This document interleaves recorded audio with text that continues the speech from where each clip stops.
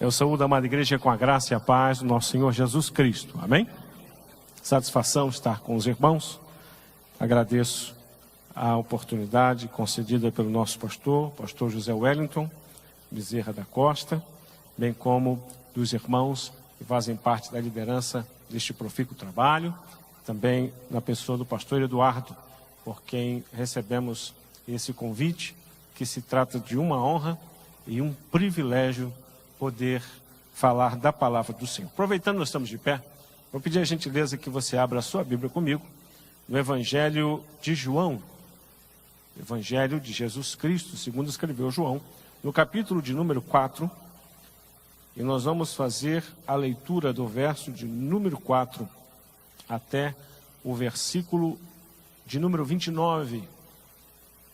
Glória a Deus. Vale a pena ler a palavra do Senhor. São 25 versículos que fazem a diferença na nossa vida e na nossa história.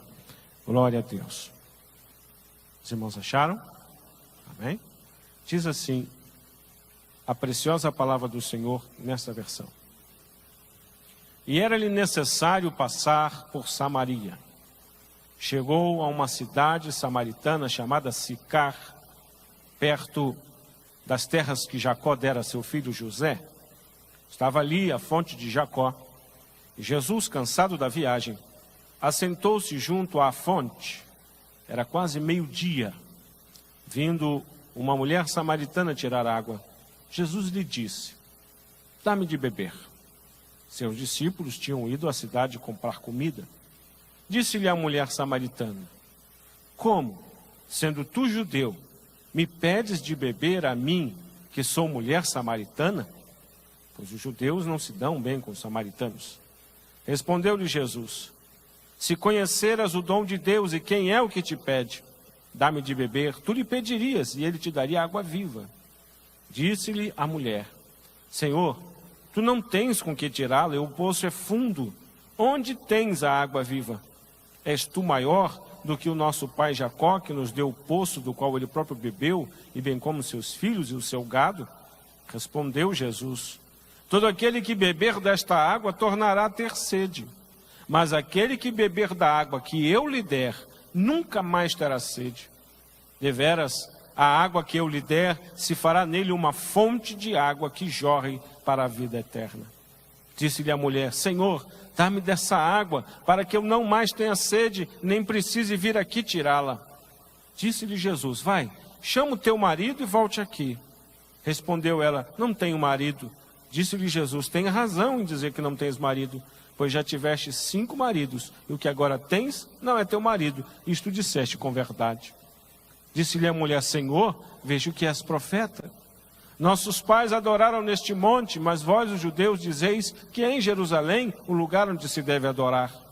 Disse-lhe Jesus: mulher, crê-me, a hora vem que nem neste monte, nem em Jerusalém adorareis o Pai. Vós, os samaritanos, adorais o que não conheceis. Nós adoramos o que conhecemos, pois a salvação vem dos judeus. No entanto, vem a hora e já chegou, em que os verdadeiros adoradores adorarão o Pai em espírito e em verdade, pois o Pai procura tais que assim o adorem. Deus é espírito, e importa que os que o adorem em espírito e em verdade. Disse-lhe a mulher: eu sei que o Messias, chamado Cristo, vem. Quando ele vier, nos explicará tudo. Disse-lhe Jesus: eu o sou, eu que falo contigo. Naquele momento chegaram os seus discípulos e maravilharam-se de encontrá-lo falando com uma mulher. Mas nenhum deles perguntou: que queres? Ou por que falas com ela? Então, deixando o seu cântaro, a mulher foi à cidade e disse ao povo: vinde, vede um homem que me disse tudo o que tenho feito. Poderia ser este o Cristo? Amém. Pai querido, fala conosco através da tua palavra. Que não seja eu falando, mas seja o teu Espírito ministrando diretamente no coração e na necessidade de cada um que nos ouve. Continua conosco, recebendo todo louvor e toda adoração, e nós te agradecemos por tudo. No teu santo, maravilhoso e excelso nome, Jesus. Amém, amém e amém. Podeis nos assentar. Bendito seja o nome do nosso Senhor e Salvador Jesus Cristo. Glória a Deus. Meus queridos irmãos, é uma satisfação retornar a esta casa mais uma vez, ministrando a palavra do Senhor. Nós temos uma história no Belém. Nós fomos do Belém há um tempo atrás e em 2005 nós viajamos para o Rio de Janeiro para assumir uma igreja e lá permanecemos durante 17 anos. E agora nós estamos de volta aqui em São Paulo e agradecidos a Deus pela oportunidade que ora o Senhor nos concede de estar congregando com os irmãos. Agradeço imensamente a esta oportunidade e aproveito para mandar um beijo carinhoso para os meus pais que estão nos assistindo ali pela transmissão do culto, amém? E também aos meus sogros que também estão nos assistindo neste momento. Meus queridos irmãos, esse texto que nós acabamos de ler é um texto memorável que fala de um grande encontro. O encontro da mulher samaritana com Jesus. Está registrado no Evangelho de João.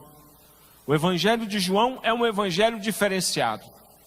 Porque o Evangelho de Mateus e de Marcos e Lucas, eles são chamados de evangelhos sinóticos, porque tratam do mesmo assunto por óticas diferentes. Mas João, ele é um evangelho diferente.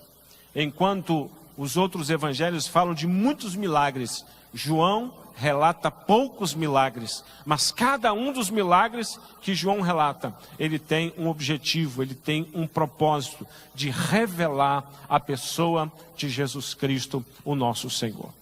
E aqui, meus queridos irmãos, logo após o capítulo 3, que nos relata o encontro de Jesus com Nicodemos, com um homem de posição, com um homem conhecedor da palavra, agora Jesus está neste lugar diferente, está em Samaria, perto de um poço.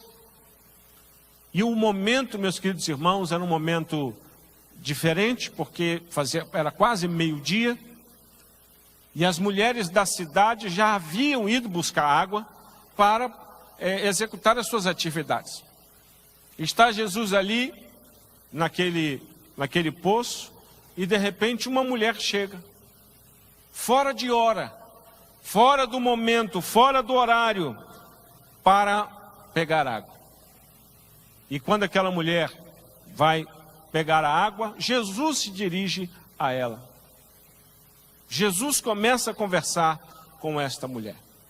Meus queridos irmãos, nós vamos observar de que nada do que o Senhor Jesus faz é sem querer, mas o nosso Deus é um Deus extremamente intencional. Deus tem intenções em tudo aquilo que Ele faz, em tudo aquilo que Ele fala, em tudo aquilo que Ele entrega.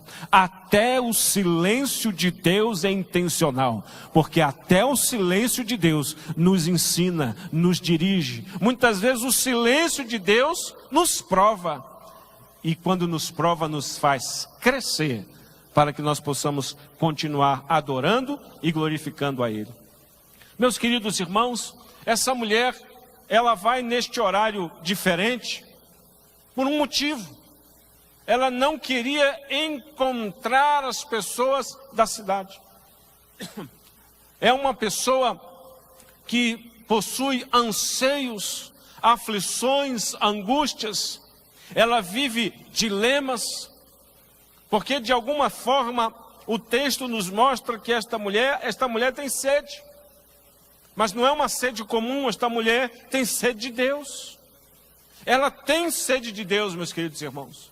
Porque enquanto ela está conversando com Jesus, ela vai perguntar: olha, eu ouvi dizer, os judeus me disseram que eu preciso adorar em Jerusalém, mas o meu povo diz que eu tenho que adorar aqui. Aonde eu devo adorar? Esta mulher tem sede de Deus. E o que nós observamos, meus queridos irmãos, é que nós vivemos numa geração de pessoas que têm sede de Deus, mas que não conseguem reconhecer isto. São pessoas que desejam uma vida melhor, ou desejam um propósito de vida, ou desejam um motivo, mal sabem elas que a peça que está faltando não se encontra na religião. A peça que está faltando não se encontra nas boas ações. A peça que está faltando na vida não está nas coisas, nas festas, ou nas bebidas, ou nos relacionamentos, mas a peça que está faltando é justamente a falta de Deus. Porque o homem, ele pecou e destituído está da glória de Deus. E este pecado gera uma separação, e o homem tenta voltar. E a religião representa a ação do homem em querer voltar para Deus. Mas quem resolve este problema é o próprio Deus, quando Ele envia Jesus Cristo, nosso Senhor. A religião é o caminho do homem para Deus, mas não consegue resolver. A salvação é o caminho de Deus para o homem, mediante o sacrifício de Jesus Cristo, nosso Senhor. Na religião, o sangue corre do homem para Deus. Na salvação, o sangue corre de Deus para o homem, purificando o homem de todo o pecado. Meus queridos irmãos, esta mulher está vivenciando situações, ela fez escolhas erradas, porque ela está procurando propósito aonde não tem propósito. Ela está procurando um objetivo aonde não tem objetivo. E agora ela está amargando as suas decisões, fugindo das pessoas da cidade, quer ficar sozinha, não quer aparecer. E ela começa a conversar com Jesus. Porque o que levou ela ali, meio-dia para pegar água, foi a vergonha. A culpa pelas suas escolhas, a culpa por aquilo que ela estava vivendo. Mas, meus queridos irmãos, Jesus começa a conversar com essa mulher, e de uma forma maravilhosa, ele vai introduzindo a ela assuntos difíceis, e é assim que Jesus faz, é assim que Jesus trabalha. Jesus é extremamente didático. O povo que ouvia a pregação de Jesus era o povo do campo, era o povo da pesca, era gente que não sabia escrever direito. E aí, quando Jesus vai tratar de assuntos espirituais complexos, Jesus utiliza o quê? Histórias simples do dia a dia. Jesus vai dizer: um semeador saiu a semear. Jesus vai dizer que o mundo é o mar e os peixes são homens, e agora os discípulos são pescadores de homens. De forma simples, Jesus ensina verdades complicadas. Agora Jesus está conversando com esta mulher. Está falando com ela uma verdade espiritual, complexa, mas falando de uma forma que ela consegue entender. Olha, você vai beber essa água, mas você vai ficar com sede. Mas se você bebesse da água da vida, você nunca mais teria sede. Ia ser diferente, você jorraria uma fonte para a vida eterna. A mulher fala assim: eu quero essa água. Aí vem a palavra de Jesus, o encontro. Jesus fala para ela assim: chama teu marido. E ela diz assim: eu não tenho marido. E Jesus assim: você falou muito bem, é verdade. Porque você já teve 5 e o que você tem agora não é seu. Meus queridos irmãos, olha que interessante, ela vai dizer assim: vejo que és profeta. Há um paradigma diferenciado, porque Jesus vai confrontar ela com o pecado, e ela vai identificar este confronto com a profecia. O senhor é profeta. Por quê? Porque eu estou sendo confrontada com o meu pecado, com a minha vergonha. Como nós temos visto a profecia hoje, irmãos? Será que a profecia hoje perdeu um pouco a sua essência? As pessoas estão procurando a profecia para quê?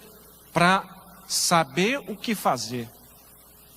Procurando profecia para saber o que fazer. Quando o que você precisava era dobrar o seu joelho e ir para as escrituras e tomar as decisões. Não, vou buscar profecia. Qual é a decisão que eu tomo? Vou para lá ou vou para cá? Uma vez eu estava entrando na igreja, e aí uma senhora da rua uma senhora que vivia na rua, ela falou assim: moço, aí na igreja vocês fazem oração? Eu disse: fazemos? Por que a senhora está precisando? Não, porque eu estou com a vida meio difícil, eu queria saber o que vai acontecer. Quero ver mais ou menos o que vai acontecer. Eu falei assim: olha, esse tipo de oração a gente não faz aqui não. Aqui a gente não é adivinho não. Se a senhora quiser, a gente pode orar pela senhora. Mas como tem gente procurando profeta como se fosse adivinho? O que eu tenho que fazer? Qual o caminho que eu vou seguir? Vou para lá ou vou para cá? O propósito da profecia não é esse. E quando Jesus vai falar sobre isso, o que Jesus vai confrontar ela? Vai confrontar ela com o pecado. Porque quem se aproxima de Jesus é confrontado com o pecado. Por quê? Porque aonde Deus está, há luz. E quando você chega perto da luz, as trevas sucumbem, as trevas não aguentam. Todo o pecado é revelado na presença do Senhor. Mas é revelado para quê? É revelado para ser restaurado. Quem tem o pecado revelado por Deus, tem isto para ser transformado, modificado, renovado, reconstruído, reedificado. O vaso que possui aquelas rachaduras, quando ele vai para a mão do oleiro, ele vai para ser restaurado na presença do Senhor. Esta mulher está em pleno processo de restauração. Isso aconteceu com o apóstolo Pedro, quando estava lá no barco.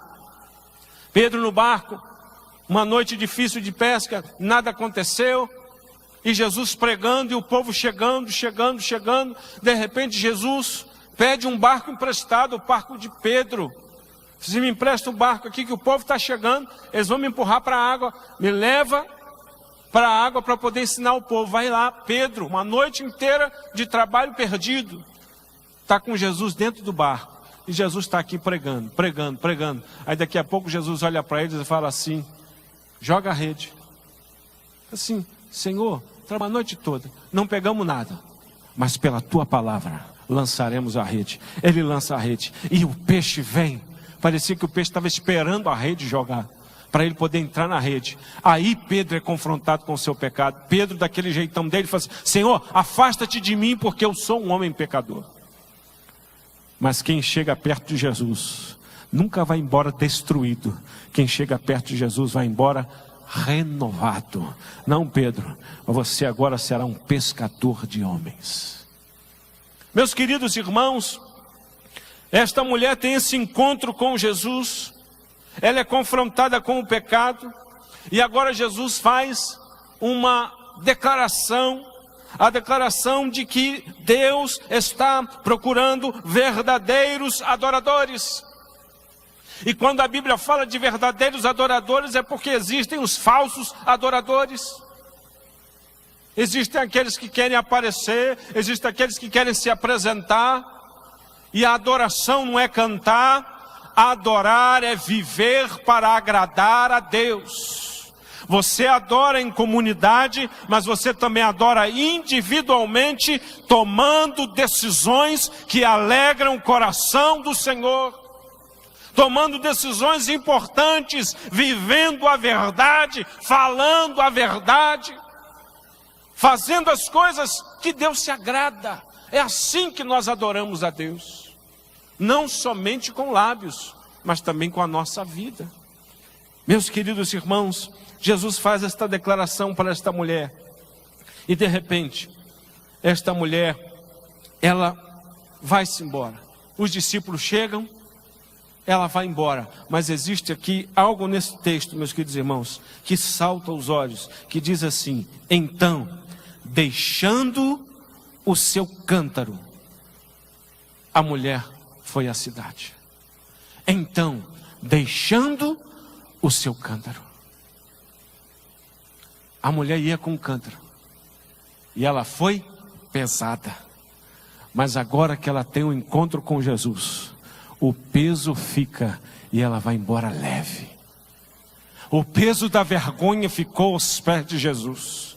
o peso da culpa, o peso do pecado, tudo isso fica ali aos pés de Jesus. Agora ela volta para a cidade, mas ela volta com as mãos livres. Agora ela volta para a cidade. Antes ela foi para lá para se esconder de todo mundo, mas agora ela procura as pessoas.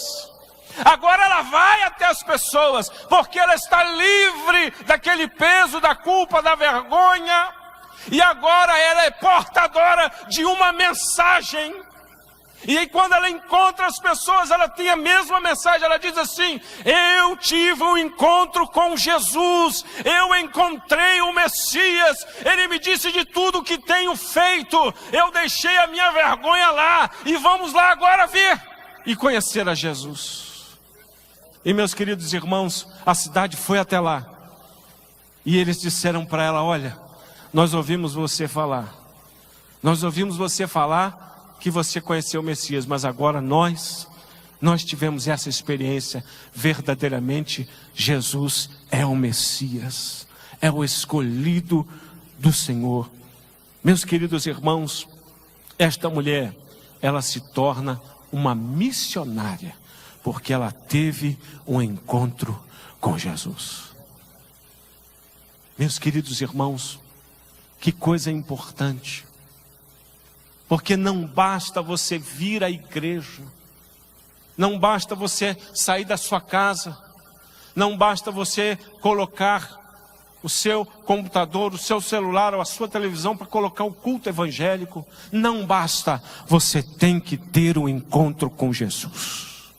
Porque se você tiver um encontro com Jesus, algumas coisas vão acontecer. E uma delas é um confronto com o pecado. Pastor Celso, estão querendo nos calar. Porque não se pode mais falar de pecado.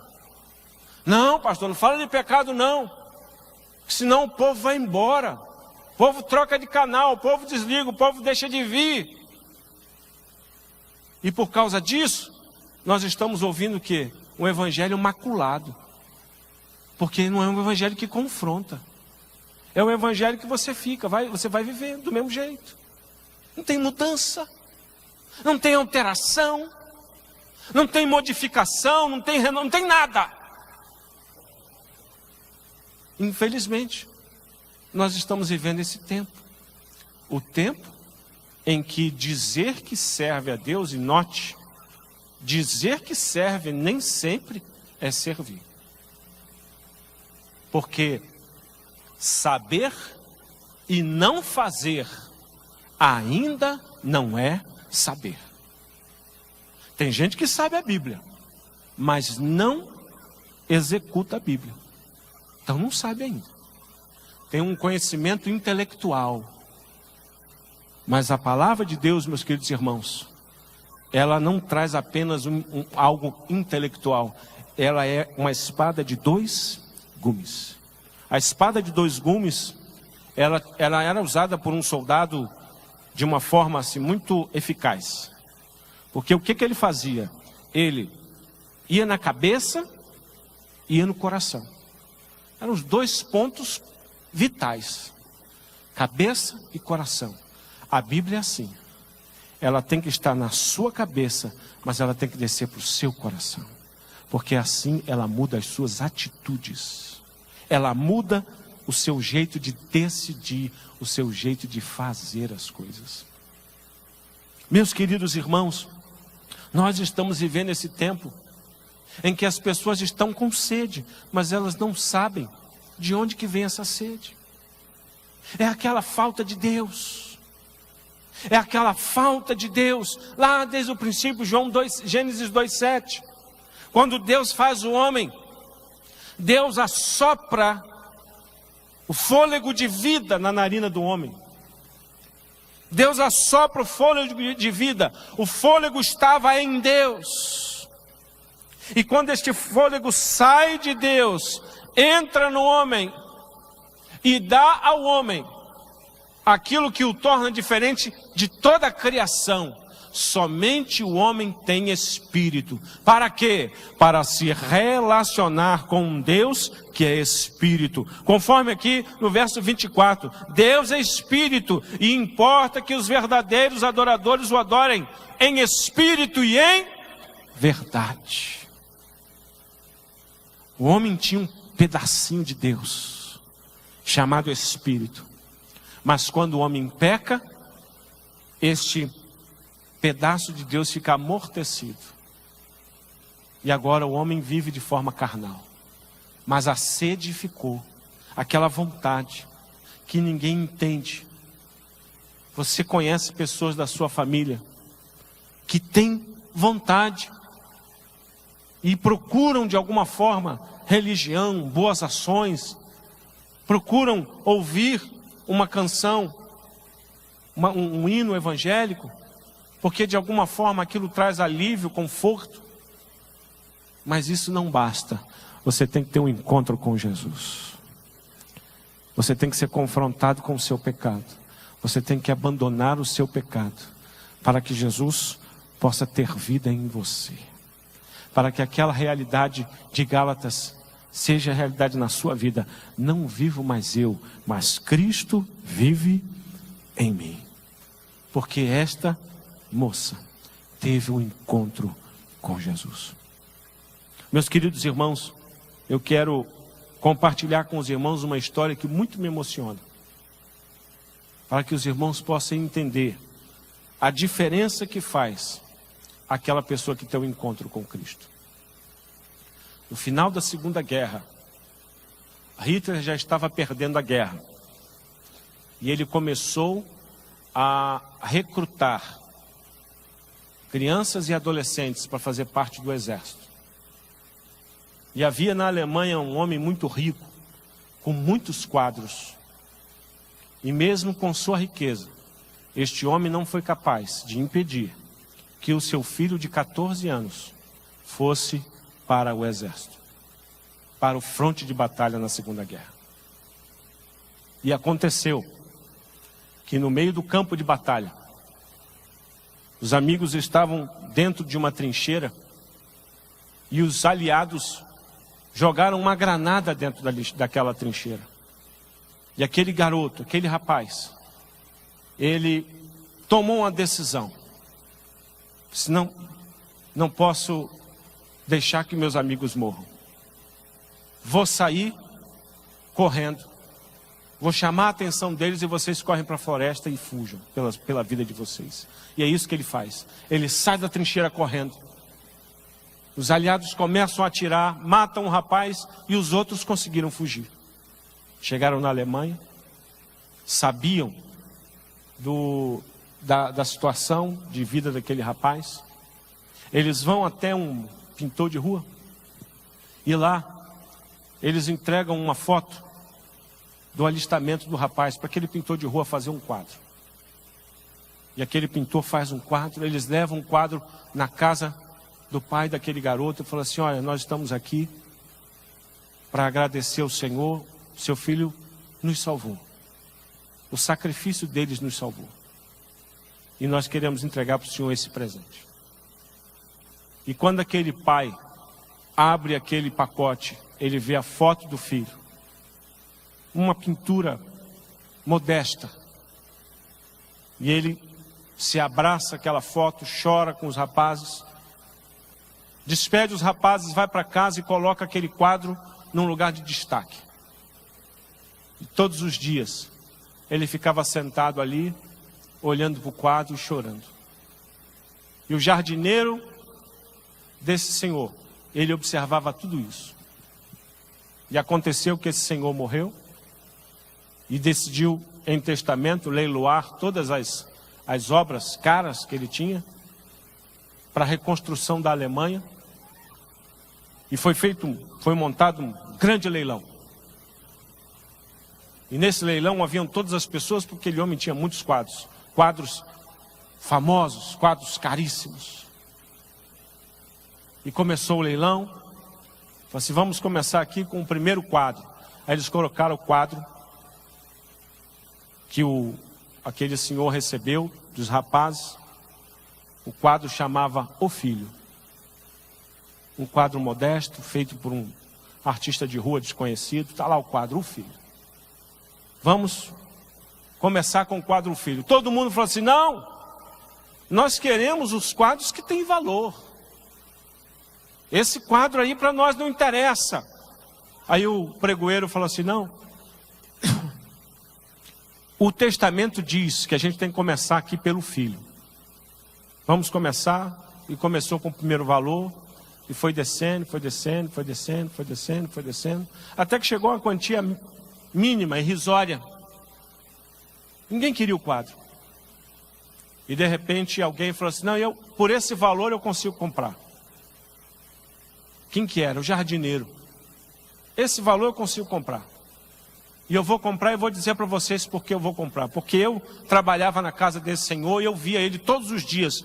Ele olhava para o quadro e ele ficava chorando. E esse quadro realmente tinha muito valor para ele. E eu vou comprar este quadro. E naquele momento ele dá o dinheiro, pega o quadro, leva o quadro. E o leiloeiro, o pregoeiro, ele bate o martelo e fala assim: declaro encerrado o leilão. Mas como encerrado o leilão? E os outros quadros? Está escrito no testamento: quem levar o filho, leva tudo. Você pode ter uma história difícil, ou a sua história pode ser uma história de vitória. A diferença está se você vai levar o filho para casa. Porque quem leva o filho, leva tudo. Quem tem Jesus, meus queridos, tem a vida eterna. Quem tem Jesus se torna templo do Espírito Santo de Deus. Quem tem Jesus tem seu nome escrito no livro da vida. Quem tem Jesus ouvirá a trombeta tocar e nos encontraremos juntos nos ares e adoraremos ao Senhor eternamente. Que você nesta noite possa ter o seu encontro com Jesus e que possa levar Jesus para a sua casa. E assim você se tornará uma nova criatura em Cristo Jesus, nosso Senhor. Eu agradeço esta maravilhosa oportunidade no nome santo de Jesus.